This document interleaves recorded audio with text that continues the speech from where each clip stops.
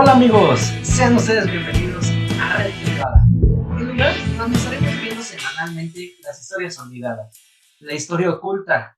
Estaremos viendo la verdadera historia de nuestro México. Aquí no nos quedamos solamente con la historia oficial, la que nos ponen en los libros de historia, la que nos ponen en los noticiarios, la que nos ponen en las ceremonias cívicas.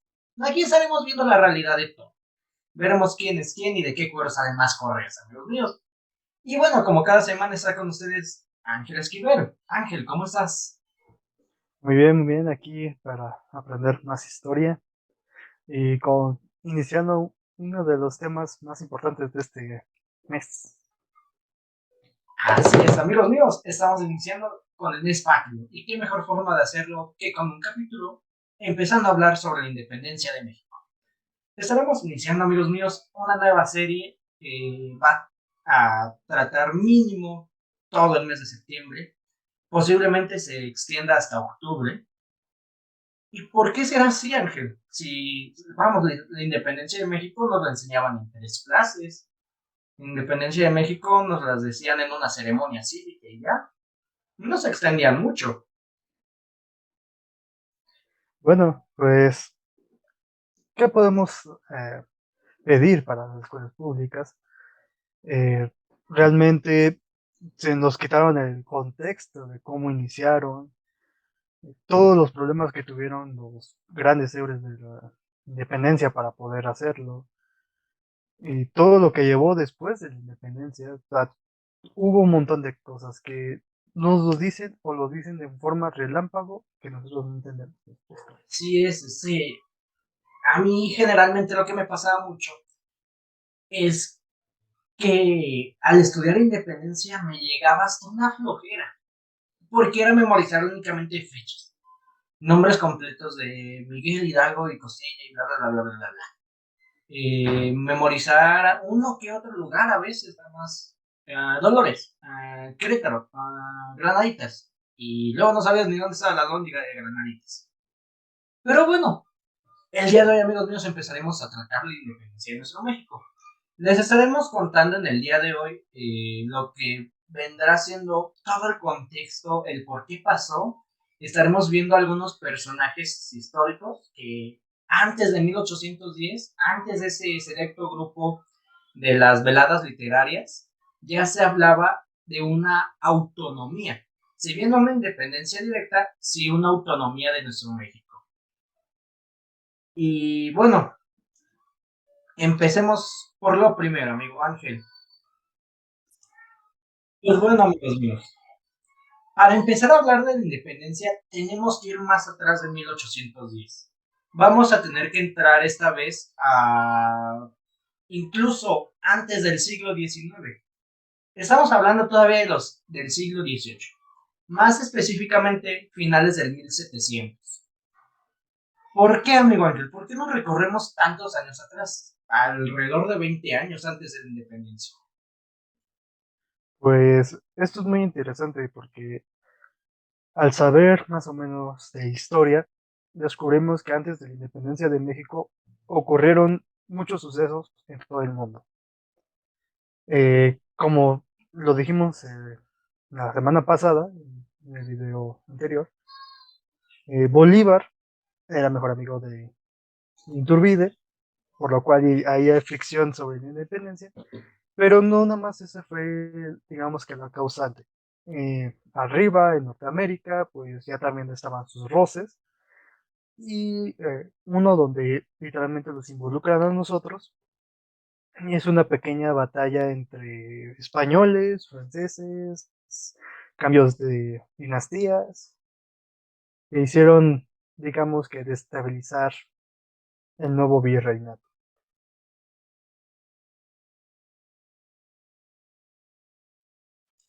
Así es, amigos míos. Vamos a tener un sinfín de, digamos, factores que van a afectar al contexto de México. Y bueno, en ese tiempo de la Nueva España. De entrada, en los virreinatos de Sudamérica, más específicamente me parece que en el virreinato de la Nueva Granada y en parte del virreinato del Perú, había un personaje, Simón Bolívar, como dice mi compañero, el libertador se le conoce. Él será uno de los principales militares de formación realmente, que va a empezar con este movimiento independentista. Igual al norte de nuestro México, las colonias de la de Nueva Inglaterra van a estar igual en un movimiento de independencia y sin lugar a dudas le va a tocar a México su momento. Pero, ¿por qué a México? Solamente por seguir una moda de independizarse, solamente por querer ser una nación. ¿Qué va a pasar aquí? Pues bueno, todo va a empezar, amigos míos, y tendremos que poner un poco en contexto con tres grandes potencias, tres grandes imperios, tres grandes naciones. España, Francia y Gran Bretaña. Eh, bueno, estas naciones generalmente siempre estaban en conflicto, especialmente Inglaterra con Francia y en su momento España con Francia también. Sin embargo, hubo un momento a partir de la Revolución Francesa que empiezan a llegar ideas a México, empiezan a llegar ideas de libertad, de igualdad, empieza a haber esa camaradería entre las personas de una nación. Sin embargo, a la llegada de la Revolución Francesa llega un personaje muy importante. Él es históricamente conocido, mundialmente famoso prácticamente, Napoleón Bonaparte, o Napoleón I. Él va a ser un revolucionario, va en su momento a asumir el papel como personaje principal de Francia. Me parece que como emperador se proclama él. Y bueno, a su mando Francia va a tomar una fuerza increíble. Tanto es así que va a ir conquistando como el Imperio Romano. Sin embargo, como todo imperio, como toda nación, necesita de aliados. El primer personaje que se va a aliar es España. En su momento es el rey Carlos IV de España. Este rey tiene una similitud, amigos míos, mejor dicho, una singularidad, perdón, muy particular. Era un personaje sin cara, hay que decirlo así. No es por menospreciar a los españoles.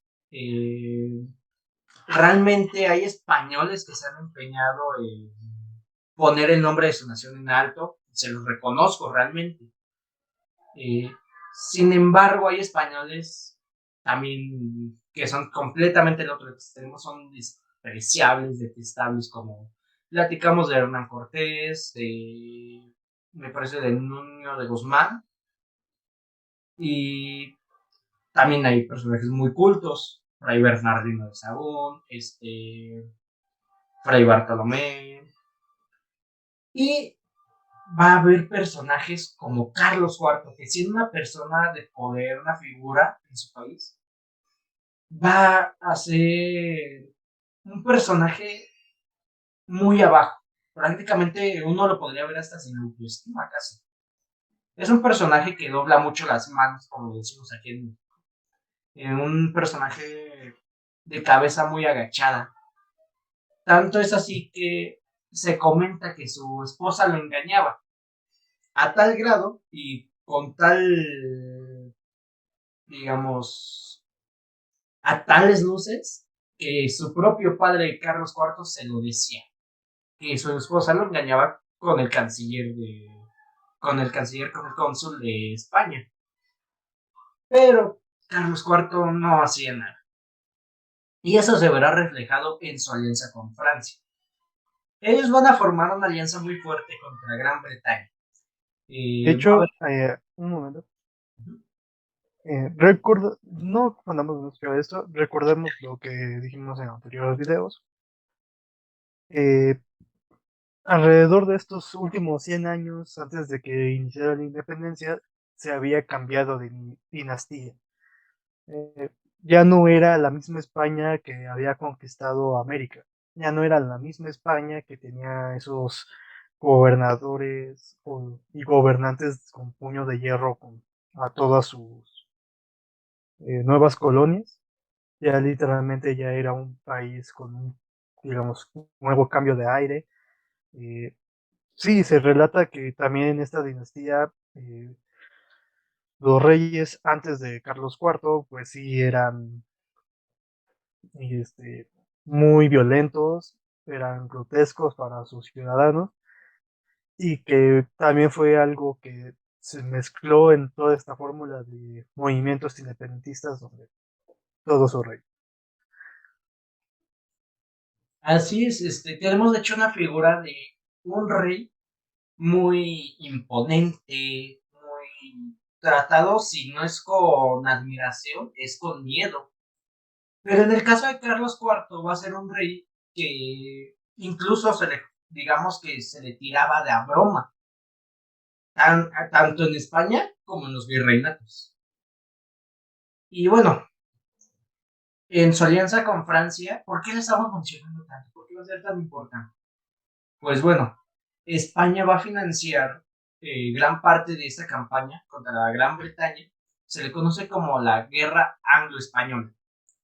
Esta va a durar alrededor de 6 años y va a ser completamente financiada, o en su mayoría, por España. ¿Pero por qué por España si Francia se estaba volviendo una gran potencia, un imperio muy fuerte? Pues bueno, en esos tiempos, económicamente en el mundo, la moneda con mayor circulación era la española. ¿Y de qué eran esas monedas en ese entonces? Actualmente las monedas son de níquel, son de otros metales, pero en esos tiempos, hablamos de los 1790, finales de los 1700, ¿de qué eran las monedas, Ángel? Podría ser de oro, plata y cobre, no más recuerdo. Así es. Y en España la moneda más circulada era la de plata. Plata que se obtenía de los virreinatos, especialmente de las grandes minas existentes en Guanajuato, en San Luis, en México, las minas del Potosí en el virreinato del Perú, que actualmente esas minas pertenecen al, digamos, están dentro del territorio boliviano y era con la moneda que más se trataba. Entonces estamos hablando de que de entrada estaban sacando toda la plata que podían de los virreinatos para emplearla en Europa. Sin embargo, para financiar la campaña no bastaba solamente con monedas de plata, sino también necesitaban aumentar cosas, aumentar precios para ganar más dinero, para poder financiar rifles, para poder financiar ropa, alimentos para las tropas, movilizarlas, etcétera, etcétera. Y bueno, ¿a quién le tocaban estos aumentos? No se los iban a aumentar directamente a los españoles. Eso sería una locura. Se lo tenían que aumentar a los virreinatos. Y bueno, en el caso de México, en esos tiempos, amigos míos, se solía pagar en el virreinato de la Nueva España un impuesto de 1 peso al año por vivir aquí en su virreinato. Sin embargo, ese pago sube exorbitantemente hasta los 5 pesos. De aquel entonces, estamos hablando de que de entrada eran monedas de plata.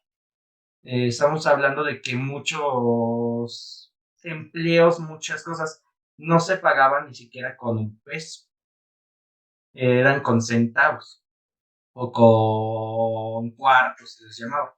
De ahí la expresión también, ni que 8 cuartos. Y bueno, empiezan a subir las cosas aquí, impuestos, se empieza a saquear la plata. Las más afectadas eran los virreinatos, amigos míos. Tanto es así que el mismísimo virrey llega a considerar en un momento este, independizarse, más específicamente tener una autonomía de la Nueva España. Este virrey será Iturrigaray, quien va a ser el primero en pensar en la autonomía de la Nueva España, junto De con hecho, otros grandes personajes, como es Primo de Verdad y el señor Azcárate Lizama. de hecho, algo interesante sobre esto es que las ideas independentistas, principalmente de la autonomía, viene a través de los primeros años del cambio de dinastía, como lo vuelvo a repetir, porque recordemos que los primeros eran más fuertes, bueno, digamos más crueles que los antiguos reyes. Entonces, y como ya, digamos que el virreinato de México, eh, digamos que ya tenía una autonomía estable, digámoslo así, pues que llegue un rey que te exija más, que te pida más, que muchas cosas más, pues ahí poco a poco se iban separando. Así es, poco a poco se fue quebrando realmente ese seguimiento ciego a España, tanto por cambios de dinastía, impuestos que subían en México, eh, la plata saqueada. Estamos hablando de que México y la mina de, ¿cómo es decir? Que la mina del Potosí en Perú, en el Virreinato del Perú, actualmente en Bolivia, eran las que más plata producían a nivel mundial. Que incluso hoy en día México es, me parece que de los primeros 3 países que más plata produce. Y bueno, se empieza a subir todo esto, el virrey Turrigaray empieza a tener ideas autonomistas, junto con el señor Primo de Verdad y Azcárate Lizama. Esto en 1808. De hecho, estos últimos 2 personajes quedan fascinados con la idea. Se empieza a generar incluso, digamos, un movimiento entre las grandes esferas del gobierno virreinal para tener esta autonomía. Y tanto es así, amigos, que a nada de conseguirla, a nada de empezar a proclamarla, va a haber un pequeño golpe de estado. Los ricos, principalmente los españoles mineros, frenan esta autonomía, realizan todo un golpe de estado. Estamos hablando de que es, digamos, antes de la independencia, el golpe de estado más cercano que hay. Realizan este golpe de estado y entran a la fuerza a lo que es el palacio virreinal. Detienen al virrey, detienen a la gente que estaba reunida con él, entre ellos señor Primo de Verdad, Azcárate Lizama, y bueno, a varios los mandan digamos, a cárceles más diplomáticas, cárceles políticas se les llama. Pero al virrey lo mandan a España. Nunca había pasado esto, que un virrey lo apresaran de entrada, ni mucho menos que haya sido mandado a España. Se le juzgaba dentro del lugar que estaba. Sin embargo, esos españoles, digamos que consideraron una gran ofensa el pensar en la autonomía, incluso se lo mandan a España. Para este momento, estamos hablando de los 1800 ya, va a pasar algo, como dice el compañero, aparte de los cambios de dinastía, el rey Carlos IV abdica el trono. Después de las presiones, perdón, que estaba él teniendo en España, que estaba teniendo con la guerra, con ideas independentistas en Sudamérica, decide abdicar el trono y teniendo todavía como aliado a Francia, es que abdica y le ofrece el reinado a Napoleón, quien a su vez pone a su hermano José Napoleón, conocido como José Napoleón Bonaparte o Pepe Botellas, como el rey de España y de las Indias, es decir, virreinato de la Nueva Granada, de la Nueva España, del Perú y de Río de la Plata. Así que para este momento ya estaba bien vista la autonomía, puesto que no estaban traicionando a España, estaban traicionando a José Bonaparte. Y bueno, tanto pasó esto, tanto fue así, que Iturrigaray llega a España, se le hace todo un juicio y sale librado. Los mismos españoles que lo juzgan le dicen, bueno, pues realmente tú no tienes culpa. Lo que tú pensaste fue muy acertado, fue, digamos, que lo que muchos españoles hemos pensado, me pongo en los zapatos de ellos un momento, lo que muchos españoles hemos pensado, no tienes culpa de haber pensado en una autonomía, te liberamos de todo, puedes regresar a Nueva España. Sale bien librado, sale prácticamente con las manos limpias, pero desgraciadamente a las personas que estaban con él no les pasó así. Al señor Azcárate y Lizama es mandado a la prisión de Tlatelolco, es encarcelado, enjuiciado y pasa, me parece que el resto de su vida ahí. Y el señor Primo de verdad, podríamos considerarlo uno de los primeros personajes que además de ser un preso político va a ser suicida. ¿Por qué? Pues bueno, a él le toca la fortuna de llegar a la cárcel de la Inquisición y es dentro de su celda de la cárcel de la Inquisición que le encuentran suicidado misteriosamente unos días antes de lo que ellos planeaban realizar su autonomía. Y bueno, podemos saber que a todas luces pudo ser por parte de los ricos españoles o por parte de la misma Inglés, puesto que estas ideas no eran bien vistas en ese momento por, digamos, por personajes europeos.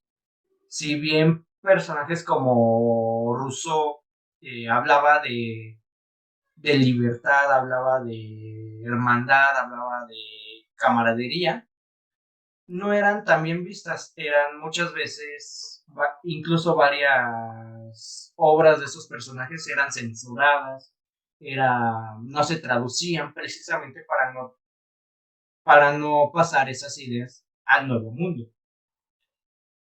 Y bueno, mencionando a Rousseau un poquito, esto lo vamos a ver más adelante con Miguel Hidalgo, al igual que las obras. Y los vamos a contar un poquito más adelante, amigos. Así que bueno, siguiendo con esto. Para este momento de 1808 regresa el virrey, él logra estar libre, pasa el tiempo y 1809 va a ser el momento en el que se inician estas reuniones literarias o como se les llamaba en ese entonces, realmente era para enmascarar, era el nombre clave que se les daba, cuando un grupo, digamos, de personajes ilustres, personajes un tanto letrados, se reunían en la casa de algún otro para poder hacer una velada, donde realmente se ponían a discutir sobre la independencia y la autonomía de México. Realmente estaban haciendo complot. Y se le pone este nombre precisamente para no ser arrestados y para que no se cayera el movimiento. Precisamente durante estas veladas literarias van a llegar a tener alrededor de 1,600 conjurados, se les decía. Esos datos son dados, me parece, por Allende y por Iturbide. Ellos llegan a registrar que son 1,600 personas en el movimiento solamente en las veladas literarias celebradas en Querétaro y en Valladolid. Hoy me parece que es Morelia. Y bueno, estas veladas literarias va a llegar a albergar personas de la talla de Iturbide, de Aldama, va a llegar a Allende, Miguel Hidalgo, la corregidora José Ortiz de Domínguez. Eso es, digamos, en la parte más externa, en la parte de provincia. Sin embargo, en la zona central de México va a haber una gran señora, una persona muy ilustre. El nombre, amigos míos, no es mencionado ni siquiera durante el grito, ni durante ceremonias cívicas, ni siquiera cuando estudias independencia. Este nombre es el de Mariana Rodríguez del Toro. ¿Te suena, Ángel?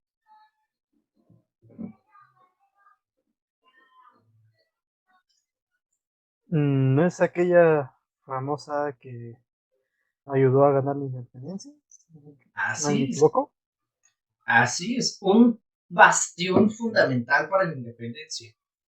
Cuando De yo, hecho, esta es uno de los personajes más importantes, porque literalmente todo lo que fríamente calculado que hizo se logró, se consiguió. Literalmente fue una de las personas más importantes en el momento de terminar la independencia. así es, esos momentos donde tenían que ser los movimientos como si fueran ajedrecistas, donde si movías mal una pieza, ay, todo tu movimiento podía correr peligro. Eh, Cuando yo, amigos míos, me encontré este nombre rondando unos libros de historia y novelas de ese tiempo, me resaltó. Sin embargo, aunque le ponían un gran papel, no me sonaba ni en calles, colonias, monumentos, nada, ni uno solo. Me metí a investigar, amigos míos, y realmente hagan ustedes también. Busquen a esta gran señora, pónganla, si quieren, en Trending Topic, Mariana Rodríguez del Toro. La única cosa que encontré sobre ella, a primera luz, digamos, un monumento o algo que hubiera, algo con su nombre, fue una pequeña calle cerca de la calle de Donceles. Eh, bueno, esa calle precisamente es cercana a su casa. ¿Y qué importancia tendrá su casa? ¿Qué importancia tiene ella? Pues esta señora es la famosísima Güera Rodríguez. Personaje del que últimamente la historia se ha tratado de reivindicar, que nosotros me parece que ya lo hemos mencionado antes, amigo Ángel, cuando hablamos sobre estas tres grandes mujeres que estuvieron en la conquista de México. La Güera Rodríguez tenía una pequeña casa en la calle de Donceles, pero realmente fue donde se va a armar todo el levantamiento del centro, donde se va a armar eh, las redes económicas, las redes de armamento, de comida, las redes políticas incluso del levantamiento independentista. Durante las veladas literarias en esta casa, amigos míos, van a reunirse personajes de la talla de Leona Vicario, Ignacio Allende, Miguel Hidalgo, incluso la corregidora José Ortiz de Domínguez. Y Miguel Hidalgo va a ser de las últimas personas que se sume al movimiento. Este sacerdote, este párroco, realmente no tan viejo. Tenemos la costumbre de ver a Hidalgo como un viejito canoso que se está quedando pelón. Dato curioso, ahorita que acabas de decir esto. Esto es algo muy importante que todos los mexicanos tenemos que saber. La imagen que los han vendido desde que se hizo la representación visual no es Miguel Hidalgo. Así es. Esa persona realmente creo que es un alemán, no me acuerdo qué personaje es, pero es una persona traída por un pintor que se le ordenó hacer a Miguel Hidalgo. Y como no hay una imagen en sí, porque recordemos que el fusilamiento de Miguel Hidalgo es durante la independencia, por ende todo lo que era representado a él fue eliminado para que no hubiera más movimiento, eh, pues no tenía una imagen en concreto. Entonces trajo a su amigo, lo pintó y ya es el famoso Miguel Hidalgo que todos nosotros conocemos. Así es. Realmente, si queremos saber más o menos, y eso digo, no es tan preciso, una verdadera imagen, se tienen que ir al castillo de Chapultepec y ahí se encuentra una pequeña figurita creado por un soldado de Miguel Hidalgo que lo hizo. O sea, es la representación más fidedigna que se ha encontrado de Miguel Hidalgo. Así es, y es precisamente a lo que voy. Este párroco, este sacerdote, no tan viejo, no tan joven tampoco, él tenía alrededor de 50 años cuando se suma al movimiento independentista. A su muerte me parece que tiene 57 años. Realmente estamos hablando de que está a la mitad de la vida. No es tan viejo. Eso sí, tenía un problema de calvicie prematura, por lo tanto, digamos, tono un tanto pelón, posiblemente con la coronilla únicamente. Sí, sería lo más fidedigno, lo más cercano que digamos. Sin embargo, no es como nos lo pintan. Este retrato que menciona el compañero Ángel Andrés es mandado a hacer por el mismísimo Maximiliano. Durante la intervención francesa, él busca rescatar, digamos, un tanto de elementos que nos dieran una identidad como mexicanos, porque al final de cuentas, él es un personaje muy importante. Es un personaje que no es del todo malo. Puso muchas cosas buenas en México, tanto él como Carlota. Se le tenía mucho cariño. Incluso a Carlota se le llamaba mamá Carlota. Y De hecho, el problema de eso fue de que el quien lo puso fue Francia. O sea, él no, digámoslo así, no fue directamente diciendo, yo quiero ser el nuevo, bueno, el nuevo emperador de México, sino que él literalmente era como, tú vas a gobernar, tú vas a gobernar allá, vas a decir todo lo que yo te diga. ¿Por qué? Porque realmente si nosotros nos damos cuenta en donde Maximiliano comenzó a hacer su casa, que fue en el castillo de Chapultepec, y todo eso, vemos que todas sus cosas realmente eran francesas. Literalmente él sí, digamos que para su comunidad siempre quería hacer su estilo de vida como en su lugar de origen. Como dice Irving, eh, literalmente en México tenemos grandes paisajes y eso fue lo que enamoró a Maximiliano y a su esposa, así es. hasta el punto de que, vaya, hasta hicieron, mejor dicho, un recorrido del castillo de Chapultepec hasta el Zócalo, que todos lo conocemos como un Paseo de la Reforma. Y, o sea, sí fueron personajes muy interesantes que por las circunstancias que estaba viviendo el país, quieras o no, eh, fueron derrotados, fueron derrocados. Eh, Así es. Maximiliano realmente era una persona, no, como les digo, no era del todo mala. Y impuso muchas cosas buenas para México. Quitó incluso algunos impuestos exagerados, construcciones. Parte del castillo de Chapultepec estuvo a su gusto. El Paseo de la Reforma. Infinidad de cosas más. Pero a final de cuentas eso no le quita el hecho de que era un extranjero que venía a imponerse, si bien no por mano completamente propia, pero venía a imponerse como emperador de México, siendo un extranjero. De entrada eso le quita varios puntos. Ahora, como extranjero, no era todo amor, no era todo cariño por México. Él sabía lo que tenía que hacer aquí. Él sabía hasta dónde podía meter su mano. Y bueno, una de las cosas que realmente le agradecemos como mexicanos, y en mi caso yo como amante de la historia y como futuro historiador, le agradezco a Maximiliano, es el rescatar varios símbolos nacionales y tratar de hacer más fidedignos otros. ¿Cómo es el caso? En el caso de la pintura de Hidalgo, él designa a un pintor, no recuerdo si francés o austriaco, que no, realmente el pintor era, entre comillas, mexicano. ya medio mexicano. Sí, era medio mexicano. Mm. Él impone a este pintor, le pide que haga un retrato fidedigno, pero realmente el cura Hidalgo nunca tuvo un retrato ni que lo hicieran, no sé, en el movimiento de independencia, ni previo, eh, y si se hizo alguno, no se le reconoce, no se le otorga el título, vamos, de Miguel Hidalgo, por lo cual estaba prácticamente vacío. No tenía foto, no tenía imagen. Eh, es, digamos, que el subcomandante Marcos de su época.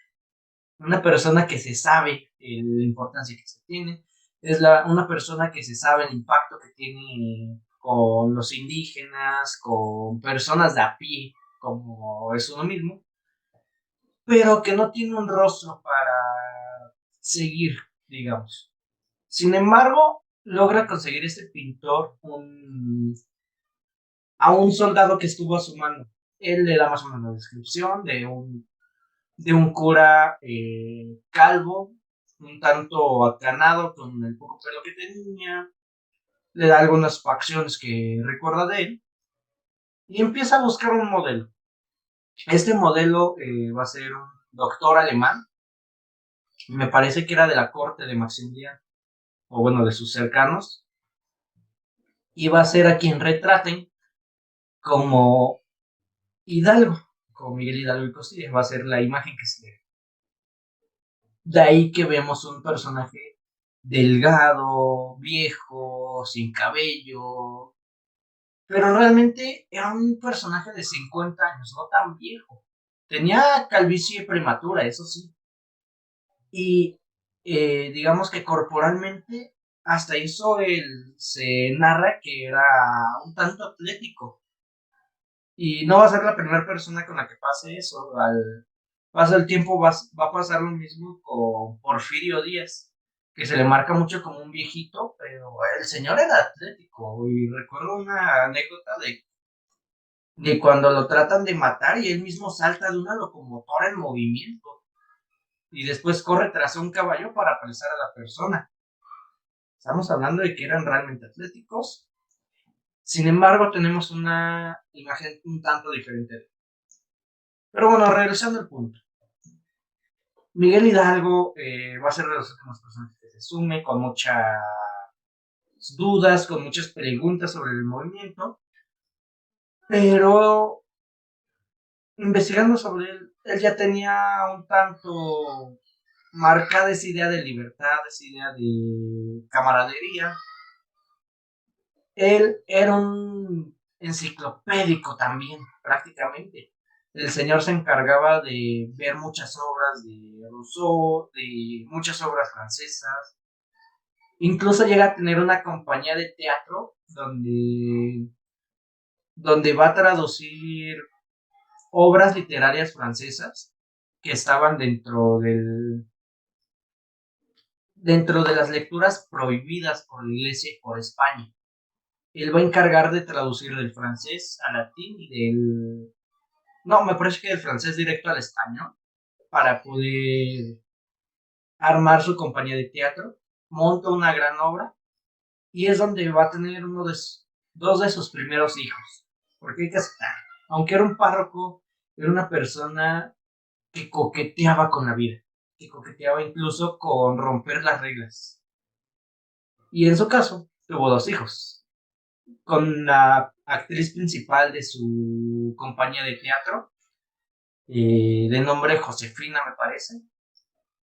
Va a tener dos hijos.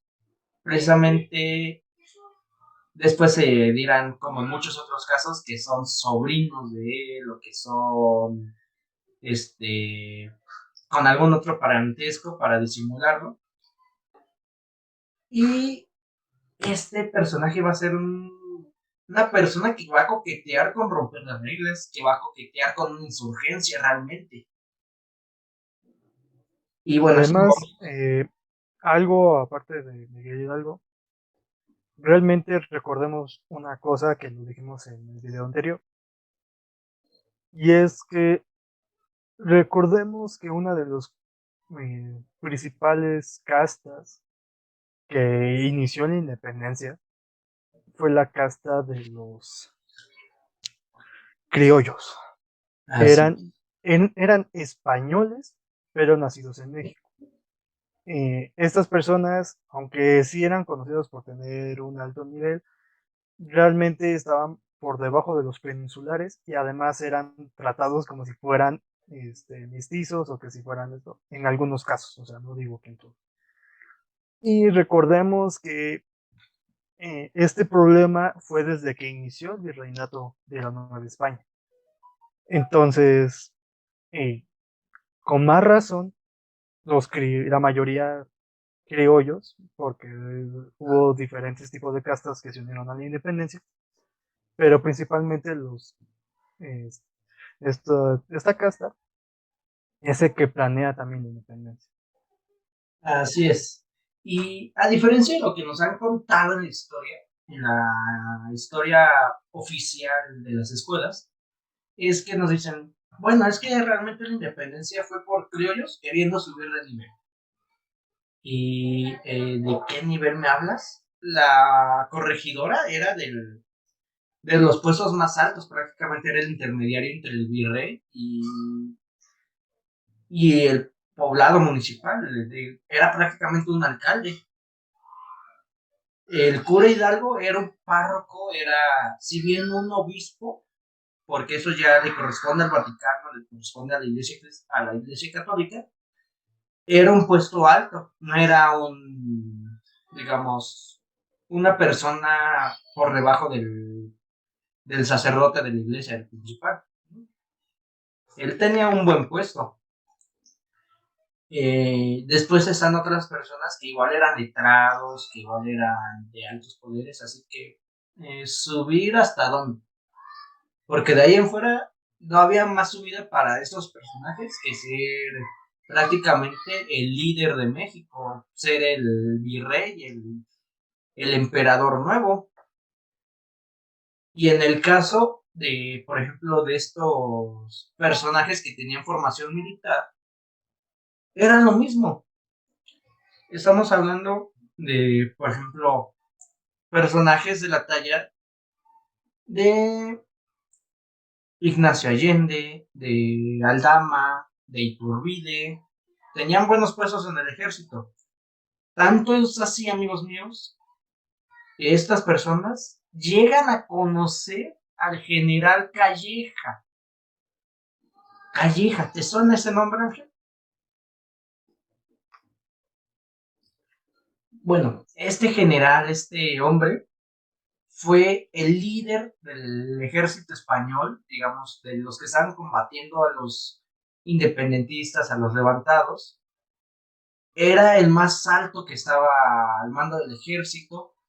Va a ser muy reprochado por varios actos, prácticamente varios crímenes de guerra que va a cumplir, fusilando, por ejemplo, a menores de edad, colgando o encarcelando embarazadas. Y bueno, personas que se sumaban al movimiento y que él la seguía viendo como que ya habían perdido la inocencia. Incluso esto se ha retratado en películas como La leyenda de Chupacabras. Hay una parte en la que son apresados, es llevado a Calleja y él mismo le dice a Don San Juan que él ya no es un niño, que en el momento que se hizo amigo de esos levantados, de esos insurreccionistas, ya había perdido su inocencia. Así que bueno, el señor Calleja, Allende, Iturbide y Aldama se conocen en Jalapa durante este periodo precisamente de 1800, antes de 1808, durante la guerra anglo-española, se recibe la noticia de que Gran Bretaña estaba preparando una flota para invadir Nueva España y así cortar el suministro económico. Así que la mayoría de gente del ejército son llamados a Jalapa, reciben formación militar, están varios tiempo ahí, esperando si llega esta armada al puerto de Veracruz, porque era la entrada a México. Sin embargo, nunca se logra, pero realmente ya está formada esa amistad, porque es como si hoy en día tú pusieras a personajes, digamos, de la Policía Militar, de la Guardia Nacional, de la Policía Municipal, y los llevaras a un cuartel únicamente, inmediatamente van a formar cierto vínculo, cierta amistad. Y más en ese momento donde no era tan estricta el ejército, porque seguían teniendo gente cercana, gente que iba y venía, incluso. Así que ahí se forma una especie de amistad entre Calleja, Allende, Iturbide, Aldama y varios militares más. Unos, viendo la problemática que venía, se pasan del lado independentista con Allende, con Aldama, y otros se pasan del lado de Calleja, con el ejército español. Así que realmente no era por subir, también era por liberar a México y por tener buenas condiciones en el país. Y bueno, avanzando un poco más esto. Para 1809, durante las veladas literarias, se frena un levantamiento de autonomía. No de independencia, todavía no estamos hablando de eso. Eso va a llegar hasta 1810. En 1809 se había planeado un levantamiento de autonomía y realizar un golpe de Estado, pactado para el 21 de diciembre, precisamente en la Convención de Valladolid. Sin embargo, y me parece que también en la convención de México, de la Ciudad de México.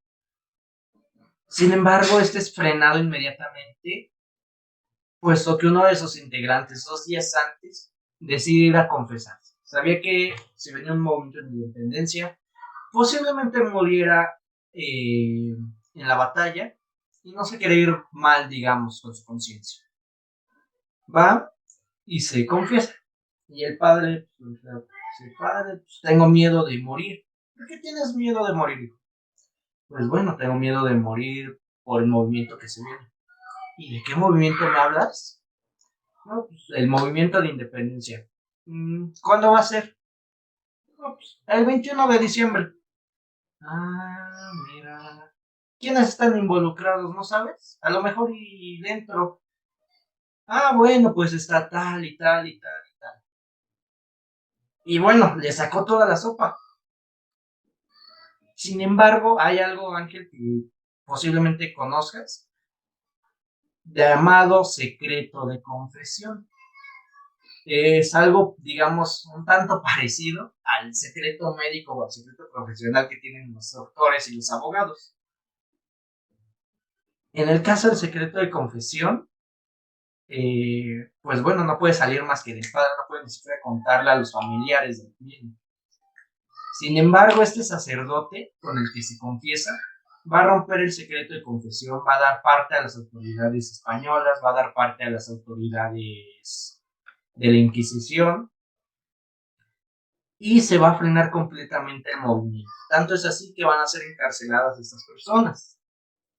De hecho, es interesante que lo digas porque son, no, muchos no me lo van a dejar mentir, son una de las cosas que jura, pero que nunca cumple. Sí es. Ese secreto de confesión nos ha traído problemas en la independencia, en la reforma, nos ha traído consecuencias incluso al día de hoy. Y bueno, en estas convenciones, ¿quiénes crees que estaban? Nada más y nada menos que Allende y Aldama. Sin embargo, ellos logran salvarse, logran escapar y continúan su camino hablando, viajando y armando el levantamiento. Hasta que en 1810 eh, es descubierta estas tertulias literarias, es descubierto Miguel Hidalgo, es descubierto la corregidora y se va a dar el grito de independencia. Aquí hay una historia un tanto chistosa. No me consta que sea del todo verdad, hay que verificarla, pero se cuenta que realmente Miguel Hidalgo tenía un amorío con la corregidora Josefa Ortiz de Domínguez. Y al momento de mandarle el mensaje de que los habían descubierto, la corregidora se refería a descubrir su amorío. Llega mal el mensaje y Miguel Hidalgo piensa que habían descubierto el movimiento de levantamiento. Da el grito y después la corregidora se entera que adelantó todo, que se equivocó de mensaje y en lugar de decir, de que le dijeran, descubrieron nuestro amorío, le dijeron, descubrieron nuestro levantamiento. Este dato sí es real, bueno, quedaría como una gran historia, un tanto chistoso, pero realmente hay que confirmar. Por parte de Miguel Hidalgo se sabe que sí, le gustaba coquetear, era un hombre mujeriego, pero por parte de la corregidora se sabe que le tenía gran amor a su esposo, a su marido, aunque la limitaba hasta cierto punto porque hombre con puesto de poder en los 1800 en México, un tanto represivo. Y bueno, amigos míos, el tiempo apremia. Realmente es un gran capítulo, va a ser una gran serie por lo que vemos. Estamos hablando de que únicamente dimos el día de hoy el contexto histórico, el contexto económico, dimos nombres, dimos personajes súper importantes como la Güera Rodríguez, de quien vamos a estar hablando mínimo todo este mes. Algunos datos, historias de color, muchas más que faltan, amigos míos. Y bueno, sin más por el momento, esperamos que disfruten este mes patrio. Den un buen grito, amigos míos. No se vayan tanto por lo que vaya a decir el presidente. Ustedes saben a quién le debemos la patria. Es Hidalgo, es Allende, es Aldama, Morelos, La Güera Rodríguez, José Ortiz, incluso personas no tanto conocidas y que espero que busquen estos nombres, como Joaquín Asías, se llama, personajes de la talla, personajes incluso extranjeros que intervinieron, como fue Simón Bolívar. Él estuvo con Iturbide dándole varias ideas. Me parece, hay dos extranjeros, amigos míos, uno de origen español, no recuerdo si español peninsular o español criollo, quien va a estar involucrado en la convención de Valladolid. Me comprometo precisamente a buscar esos nombres. Y otro que va a estar peleando en el ejército de Miguel Hidalgo. Pero bueno, amigos míos, todo esto se los vamos a dar a partir de la siguiente semana. Esperamos que tengan un bonito fin de semana. Les esperan grandes sorpresas, grandes historias. ¿No es así, amigo Ángel? Por supuesto, por supuesto. Aún lo vamos a mantener en sorpresa para no reinar. Así es, se va a quedar el suspenso, amigos míos. Y bueno, los esperamos la siguiente semana. Esto fue todo por parte de mi amigo Ángel. Espero que haya sido un gran capítulo para ti. Y bueno, de parte de su servidor Irving Rivas, esperamos que nos sigan viendo. Síganos en todas nuestras redes sociales como Red Privada Podcast. A mí pueden seguirme como Irving, RVSCRZO, amigo Ángel como Ángel Esquivel. Y bueno, recuerden que el que no conoce su historia está condenado a repetirla. Hasta la próxima, amigos míos.